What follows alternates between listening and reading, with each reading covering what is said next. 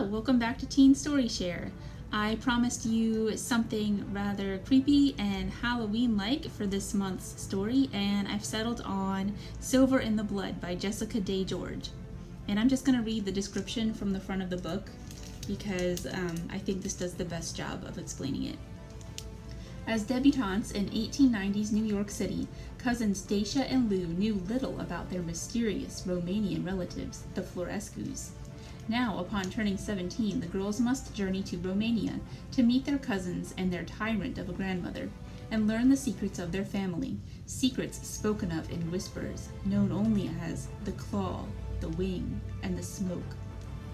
But as dangerous as those family secrets might be, even more dangerous is the centuries-old bond between the Florescus and the royal Dracula family.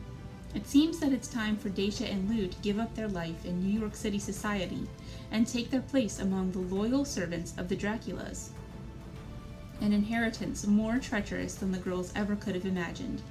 Do they have the courage to break the shackles of their upbringing and set the course of their own destiny? From the desk of Miss Dacia Vreeholt, 26th April, 1897. Dearest Lou, whoever said that travel was exotic and full of adventure clearly has not sailed on the White Lady. Before you worry yourself sick that I am sitting in some squalid cabin, suffering from seasickness, fear not. Of course, it is all that is respectable and luxurious, and I would never do something so horribly undignified as become seasick. Fear rather that I, your dearest cousin and bosom companion since infancy, shall die of boredom before the trip is even halfway through. I do not know why Papa would not allow me to take the train from London. I could have stopped in Paris and waited for you, and we could have made our way to Bucharest together. The Orient Express is all that is fashionable. But my mother was adamant that I avoid Paris at all costs. I am to be punished until the end of time for one moment of frivolity. Or do you think it was some fancy brought on by her delicate condition?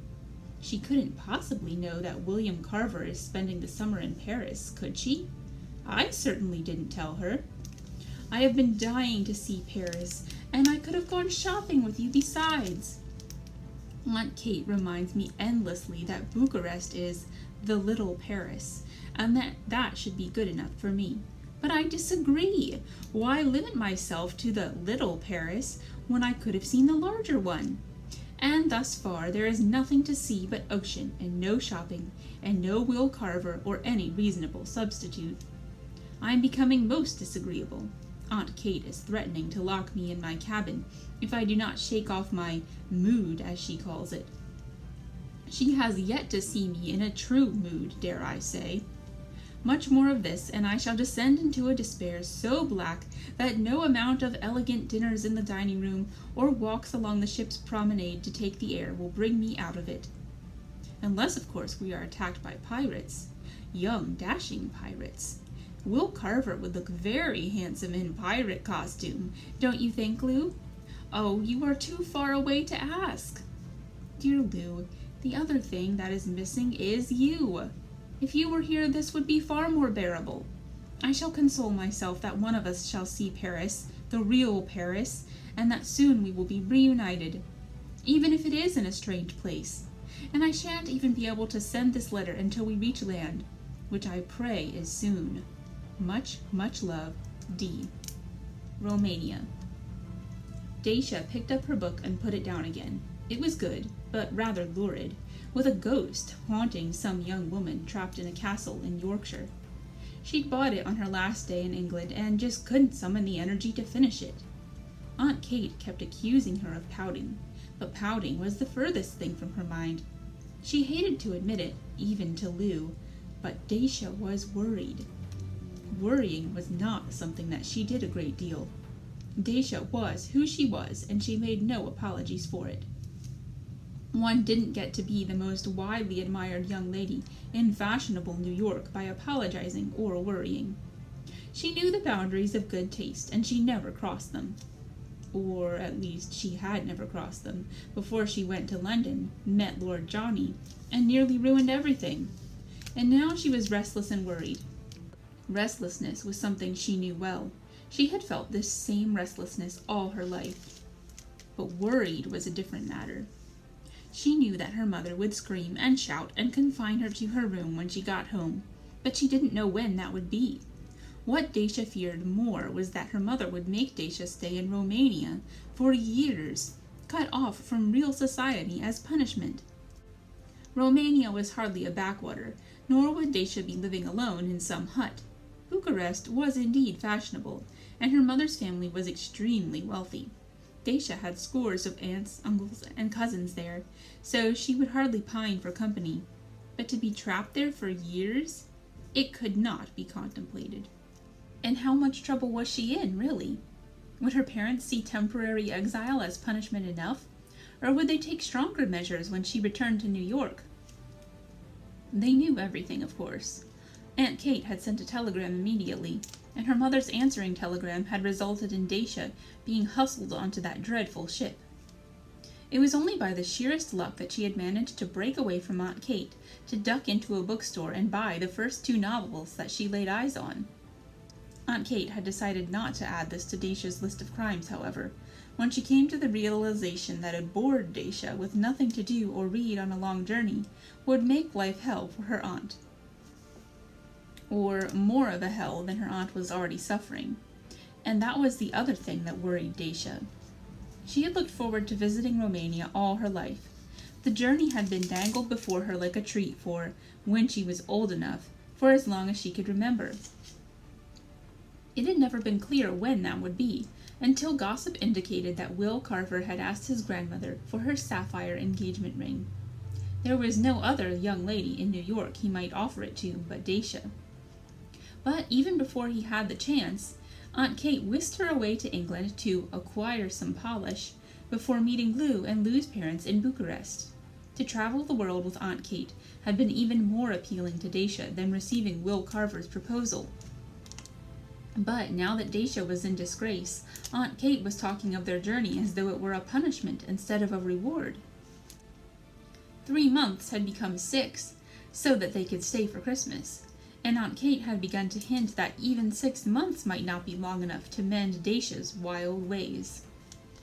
Not knowing how long that alleged treat would last was a bit alarming, but not half as alarming as Aunt Kate's behavior. Her aunt, a fixture in Dacia's life since the day she was born, was quite simply not herself, and Dacia had decided that she couldn't take all the blame for Aunt Kate's behavior. Her chilliness on the ship was certainly because of her disappointment in Dacia, but once they boarded the train, no. That was something else. The closer they got to Bucharest, the more tension radiated from her aunt. Romania was Kate's home, her childhood home anyway. Her mother was here, her brothers, cousins, her dozens of nephews. Yet to Dacia's knowledge, her aunt had not been back since moving to New York at age 20 with her 2 sisters. And even now, as their train lurched through the countryside, her aunt was smoothing the lapels of her traveling suit with her gloved hands, smoothing them over and over, adjusting the belt of her skirt, repinning her hat, adjusting her gloves. Dacia had never seen her aunt fidget before. The book Aunt Kate was supposedly reading had long ago slid down her skirts and onto the floor of their compartment, and Kate appeared not to have noticed. What was waiting for them in Bucharest that could make Aunt Kate nervous? The train lurched to a stop, and now Dacia's book slithered down her skirts to the floor. When she picked up Aunt Kate's as well and gave it to her. Her aunt made no comment, but opened the book to the middle, and made the appearance of reading.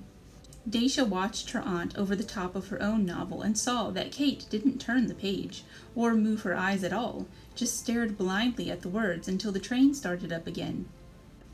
When several men strode down the corridor outside their compartment, Aunt Kate put the book aside and didn't even pretend not to listen. "Quite repulsive, and they've no idea how it got there." The man spoke Romanian, with aristocratic accents, and the scent of cigar smoke wafted into the compartment. "Some animal dragged it onto the tracks and had to run off without its kill when the train came, most likely," another man said. "What sort of animal can kill something that large?" The first man sounded almost admiring. "That's a whole cow out there." Wolves, perhaps, his companion supplied.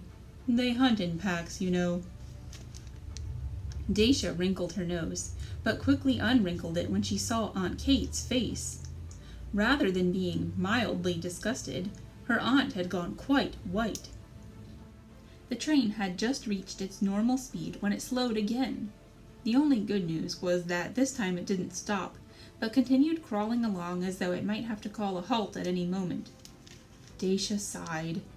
This was the longest journey of her life, and the combination of boredom and tension was about to send her screaming down the corridor for air or excitement or something.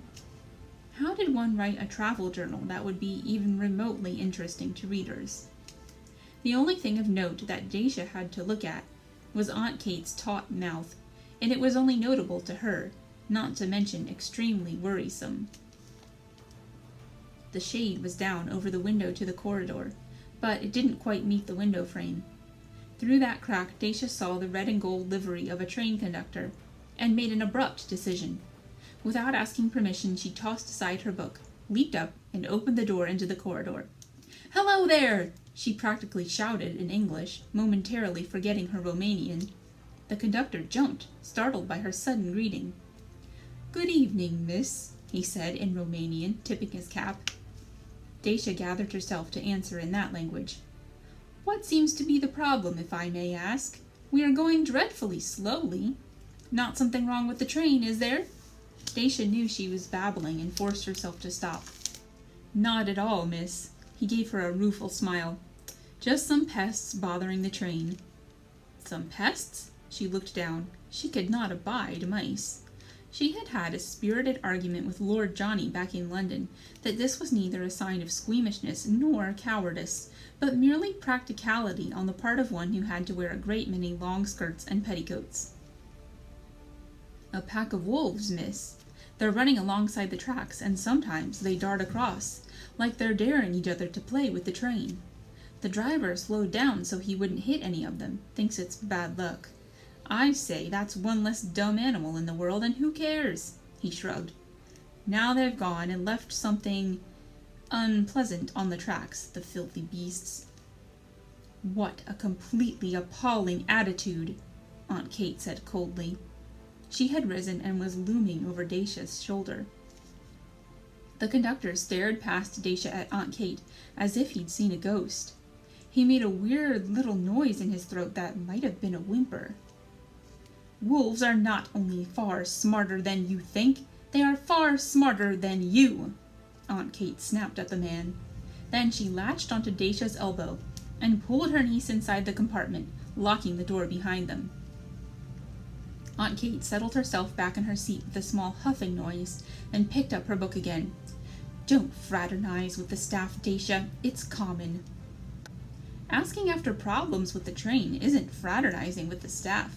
It's merely being cautious," Dacia countered, but her heart wasn't really in the argument. Nor was Aunt Kate's. She ignored Dacia for the next hour, staring out the window with what seemed to be a very real absorption. Aunt Kate's eyesight was excellent. Dacia and Lou had many times bemoaned both her keen eyesight and hearing as children. But Dacia was quite as sharp-eyed, and she couldn't see anything out of the darkened glass at all. Clearly her aunt was just trying to keep her from talking. Although this wasn't unusual with Aunt Kate, it was unnerving now the way she kept her eyes glued to the window, and Dacia could actually smell the tension rolling off her aunt. The silence went on for so long that Dacia stopped herself twice from asking her aunt what on earth was the matter with her. She decided instead to break the quiet with an innocuous comment about British fashions, when the creeping train came to a complete halt and the night air was shattered by gunshots. Aunt Kate leaped up as though she had been struck by lightning and went to the door of the compartment. Dacia half rose, and her aunt gave her a look. "Stay here. Don't move. Don't speak to anyone." Kate went out, slamming the door behind her. Dacia waited for 10 minutes, which she felt showed Herculean forbearance on her part. What finally drove her from the compartment was the sound of running in the corridor, followed by more gunshots and shouts from outside the train. Her heart was pounding and her legs shook when she stood. But if bandits were attacking them, she certainly wasn't going to sit in her compartment and wait for someone to attack her. And where in heaven's name was Aunt Kate?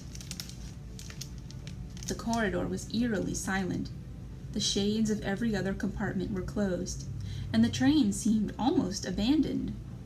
She wanted to go to the front of the train and demand to know what was happening, but the gunshots were coming from that direction, and Aunt Kate had gone to the rear. Dacia was certain her aunt knew more than she was letting on, so she decided that following Aunt Kate was the better idea. But by the time she had reached the second-to-last car, there was no sign of her aunt, and she worried that she had passed her in one of the compartments. Dacia hoped that she hadn't been foolish enough to get off the train entirely. The last car was a smoking car for the gentleman, and Dacia could not imagine her aunt setting foot in there. Not only would it be highly improper, but Kate was very sensitive to strong odors. She often claimed that she had never married because she couldn't find a man who didn't reek of cigars. Still, Dacia was sure that her aunt had gone this way, and she could see a dim figure through the back window, standing on the deck in front of the smoking car. Taking a deep breath because she also had a sensitive nose, Dacia opened the back door. To her utmost shock, she discovered Aunt Kate wrapped in the arms of a tall man in a long cloak. Dacia nearly choked on her own breath. She had never seen two people kiss so passionately, and had certainly never suspected her Aunt Kate of being capable of such scandalous intimacy. "Aunt Kate!" She found her voice. The couple broke apart, and Aunt Kate turned toward her as though there were nothing out of the ordinary, despite her red lips and disheveled hair. The man bowed as elegantly as if they were in a ballroom. Then he gathered up his cloak and leaped off the train, disappearing into the darkness. "I told you to stay in the compartment," Aunt Kate said coolly. She went past Dacia and into the train and started down the corridor without looking back. Not knowing what else to do, Dacia followed her in silence. At the door of their compartment, the conductor was waiting for them, wringing his hands. His face went white again when Aunt Kate looked at him, but he gathered himself to speak.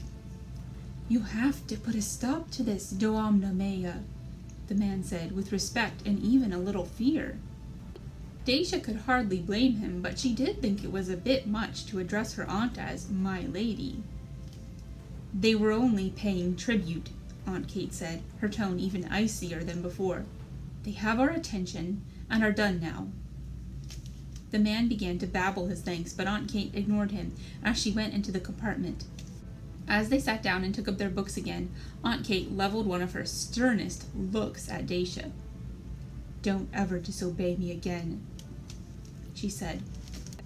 Dacia was dying to ask who that man was, and who was going to pay tribute to them, and to get out her stationery and write down the whole incident for Lou. But she did nothing. Instead, she found the marker in her book, opened it up, and from behind this barrier announced softly, "I haven't done anything wrong." Alright, next time we're going to hear from Cousin Lou. Have a great weekend. Bye.